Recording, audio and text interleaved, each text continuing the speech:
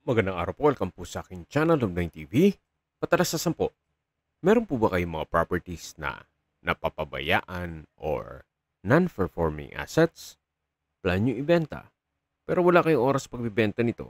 Kung ito'y pagkakatiwala nyo po sa amin, tawag lang po kayo sa aking numero, usap po tayo, gawan ko po ng video for free. Yes, libre po, wala po kayong babayaran. Tutulungan pa namin kayong mabenta ang inyong property. Kami na po bala sa marketing, sa boosting or paid ads. Even sa tripping, hindi na po kayo mapapagod sa pag-entertain ng mga buyers. Kami na po bala sa lahat. Tawag lang po kayo. Nandito po tayo ngayon sa Sienna Park Residences, dito po sa Parañaque, kung saan meron po tayong bagong video presentation, isang condominium unit na may parking space. Meron din po itong balkonahe, then drying cage sa roof deck. Ito po yung isang guarded community na kompleto po ang amenities gaya itong swimming pool, parks and playgrounds, basketball court, clubhouse, at marami pa pong iba.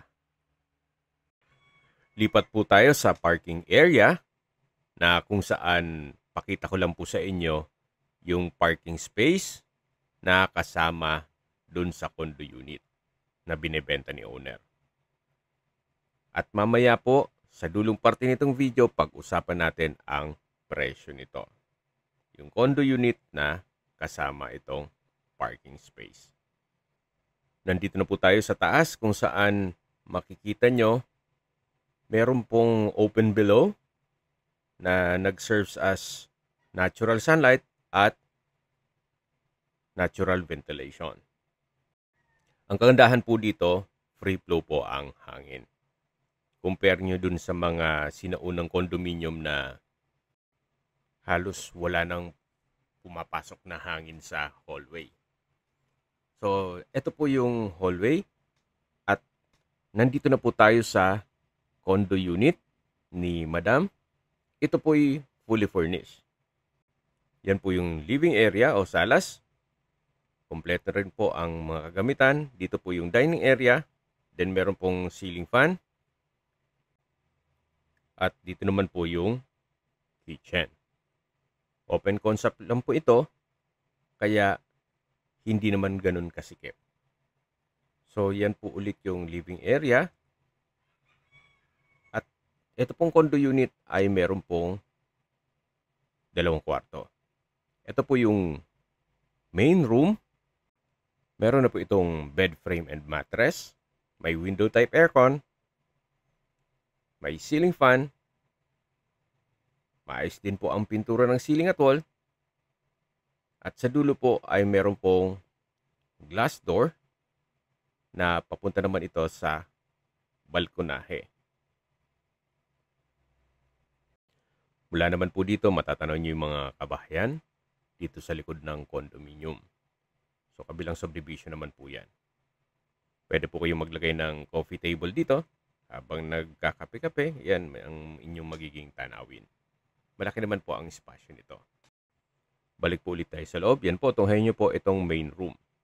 Meron na rin po itong wardrobe. At lalabas na po tayo. At yan po yung main door. Dito naman po yung living area o salas. Ito naman po yung second bedroom. Sa spasyo, sakto lang. Hindi naman siya ganun kaliit at hindi naman ganun kalaki. Meron din po itong single na bed frame and mattress. May window type aircon. May ceiling fan. At ito naman po yung common toilet and bath. Maayos naman ang toilet fixtures. May water closet with bidet. At hand basin. So, mula po dito sa toilet and bath, paglabas nyo po, yan po yung living area. Then, dito naman po yung kitchen. Meron po itong kitchen countertop. May gas range, range hood, wall-mounted cabinet, at storage ng kitchen utensils. Meron din pong exhaust fan. Then, may sprinkler. Summarize ko lang po sa mga nag-skip ng video. Ito pong condo unit ay nasa Sienna Park Residences dito sa Parañaque. Malapit lang po ito sa SM Bikutan. Binebenta po ito ni owner na fully furnished at with parking. Meron din pong dry cage sa taas nito. Mamaya po check natin. At ang floor area po nito ay 60 square meters more or less. Lahat pong kagamitan na nakikita nyo, pero sa personal na gamit ni owner ay kasama po. Tungkol naman po sa dokumento, ito po titulado, kaya wala po kayong maging problema sa documentation o sa transfer ng title. Habang aakyat po tayo dun sa drying cage, pag-usapan na natin ang distance, location at travel time. Mula po sa SM Bicutan, walking distance lang po ito. Mula po sa Parañaque Doctors Hospital, ang distance is 2.8 kilometers at ang travel time is 10 minutes. Yan po yung lagi kong binabanggit sa inyo na dapat nyo i-consider sa paghanap ng property yung meron pong malapit na hospital. Hindi ko naman po sinasabing sakitin kayo. Yan naman po ay for emergency purpose lang naman. At mula naman po sa Bicutan Public Market, ang distance is 1 kilometer at ang travel time is 6 minutes. Mula naman po sa Makati, ang distance is 9.8 kilometers at ang travel time is 28 minutes. Mula naman po sa BGC, ang distance is 8.8 kilometers at ang travel time is 23 minutes.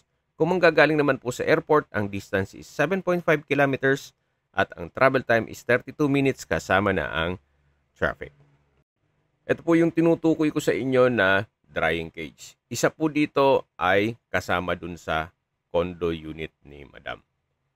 Okay, sa presyo na po tayo. Binebenta po ito ni owner sa halagang 6 million pesos. Kung may mga katanungan po kayo, tawag lang po kayo sa aking numero. At sa mga kababayan naman natin na sa ibang bansa, meron po akong Telegram. Sa mga iPhone user naman, may iMessage. Meron din pong Imo, Skype, Viber at WhatsApp. Same number lang po, 0917-316-3399. Sa mga nagtatanong naman po ng aming Facebook, meron po aming Facebook page na Nov9TV at Facebook Reels video. Meron din pong TikTok at Instagram. May ibang YouTube channel po kami na The Nov9TV channel at Nov9TV Listings.